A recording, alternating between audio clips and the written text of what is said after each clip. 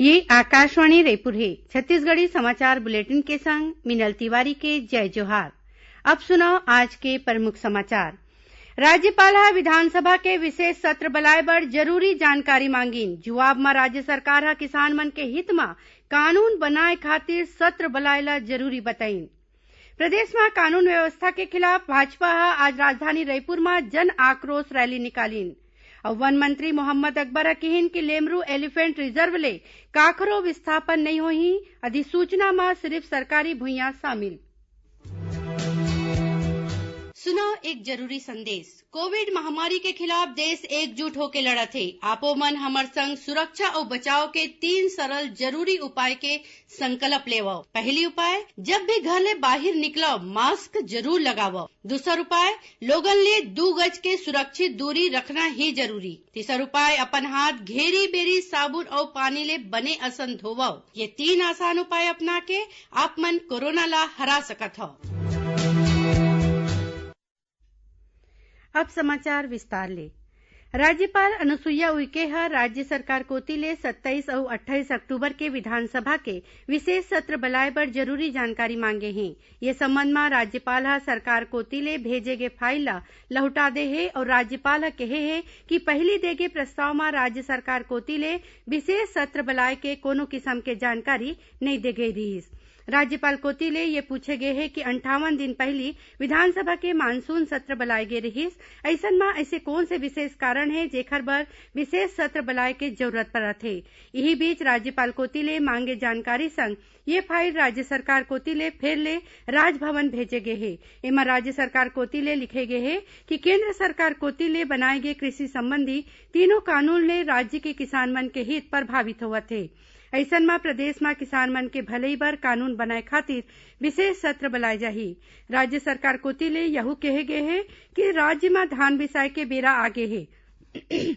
ऐसन में विशेष सत्र तुरते बुलाना जरूरी है। एकर पहली मीडिया संग होए गोट बात में मुख्यमंत्री भूपेश बघेल कहिन कि पूर्ण बहुमत के सरकार ला विधानसभा के विशेष सत्र बुलाए ले कोनो नहीं रोक सके। कोरोना सघन सामुदायिक सर्वे अभियान में सरगुजा जिला में अब तक कोरोना जांच ले करीबन 4.5% लोगन पॉजिटिव पाए गए हैं। ये जानकारी सरगुजा के मुख्य चिकित्सा और स्वास्थ्य अधिकारी डॉक्टर पी.एस. सिसोदिया हदीन है। उमन बताइन कि अभियान में स्वास्थ्य विभाग के टीम करीबन 2 लाख घर में पहुंचीन। एती दुर्ग जिला में व्यावसायिक गतिविधि चलाए में लगे प्रतिबंध हटा ले गए है। सिर्फ 8 बजे के बाद कोनो भी दुकान खुला नहीं रही। पेट्रोल पंप और दवाई दुकान अपन तय बेरा में खुलही। ये बात जिला कलेक्टर डॉक्टर सर्वेश्वर नरेंद्र भूरे हा एक आदेश जारी करके कहिन है। उन्हें कोविड केयर केंद्र के सुविधा ला लेके स्वास्थ्य विभाग कोती ले कराए गए सर्वे में दुर्ग जिला पहले स्थान में हवय और होम आइसोलेशन के बेरा मरीज मन ला मिलैया सुविधा के मामला में रायपुर जिला पहली और दुर्ग दूसर स्थान में हवय। तिहारी मौसम ला देखत प्रदेश में कोरोना संक्रमण ले बचाव खातिर लोगन सावधानी राखें। एकर बर जागरूकता अभियान चलाए जाथे। रायपुर जिला कलेक्टर एस भारतीदासन कहिन कि जिला में संक्रमण के दर में कमी आए हैं, फिर खतरा अभी टले नहीं है। वहीं दुर्ग में नान्हे दुर्गा ला जागरूकता अभियान के शुभंकर बनाए गए हैं। जिला कलेक्टर डॉक्टर सर्वेश्वर नरेंद्र भूरे हा नान्हे दुर्गा के कटआउट के लोकार्पण करीन। ये जगह जगह जाके लोगन ला कोरोना ले बाँचे बर जागरूक करही। यही बीच छत्तीसगढ़ के लोक गायक संजय सुरीला हा लोगन ले कोरोना संक्रमण ले बचाव बर जरूरी सावधानी राखे के अपील करीन है। आकाशवाणी के सभी श्रोताओं को मेरा नमस्कार, जय जोहार। मित्रों, कोविड महामारी के खिलाफ पूरा देश एकजुट होकर लड़ रहा है। प्रधानमंत्री श्री नरेंद्र मोदी ने हाल ही में इससे बचाव के बारे में लोगों को जागरूक करने के लिए एक जन आंदोलन की शुरुआत की है। हम सभी को इस जन आंदोलन में सहभागी बनना है। आइए हम सब अपने स्वयं के और अपने परिवार तथा समाज की कोरोना संक्रमण से सुरक्षा और बचाव के लिए 3 आसान एहतियाती उपायों को अपनाने का संकल्प लें। आप जब भी घर से बाहर निकलें तो मास्क जरूर लगाएं। बाजार या किसी भी भीड़ भाड़ वाली जगह पर जाएं तो लोगों से सुरक्षित दूरी बनाए रखें और साथ ही समय समय पर हाथों को साबुन और पानी से धोते रहें। ये 3 आसान उपाय अपनाकर हम कोरोना को मात दे सकते हैं। याद रखें, जब तक दवाई नहीं तब तक ढिलाई नहीं। छत्तीसगढ़ी समाचार बुलेटिन आप मन आकाशवाणी रायपुर ले सुना था। अब आगू बढ़बो बाचे समाचार कोती। प्रधानमंत्री नरेंद्र मोदी ह अब ले कुछ देर पहले राष्ट्र के नाव अपन संदेश म किहिन हे कि तिहार के ये मौसम म हमन ल ये नहीं भूलना चाहिए कि लॉकडाउन भले चले गे हे फिर कोरोना वायरस हमर बीच ले नहीं गे हे। ओमन एक घाव फेर जोर दे के किहिन कि जब तक दवई नहीं तब तक ढिलाई नहीं।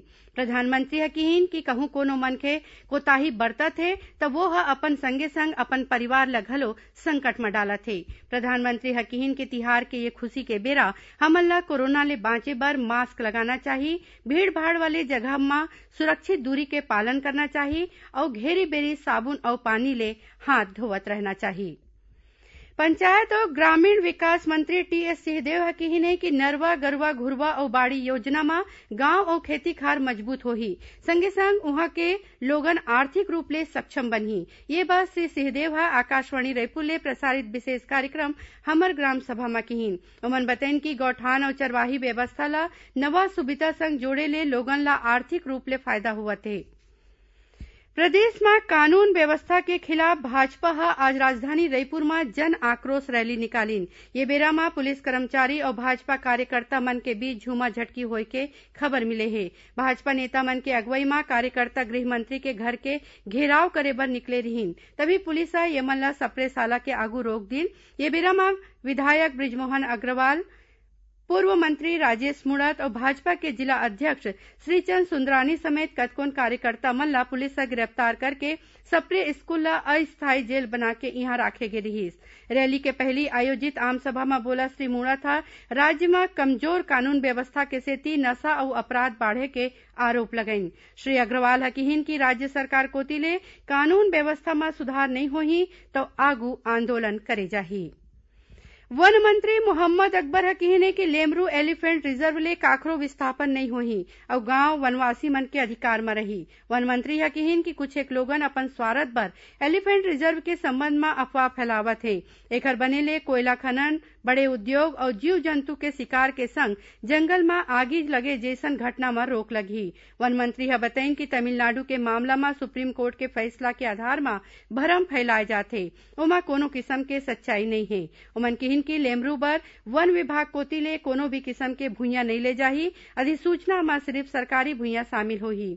श्री अकबर ह बताइन कि एलिफेंट रिजर्व बने के बाद वनवासी मन ला कोनो दिगड़ जगह नहीं भेजे जाही।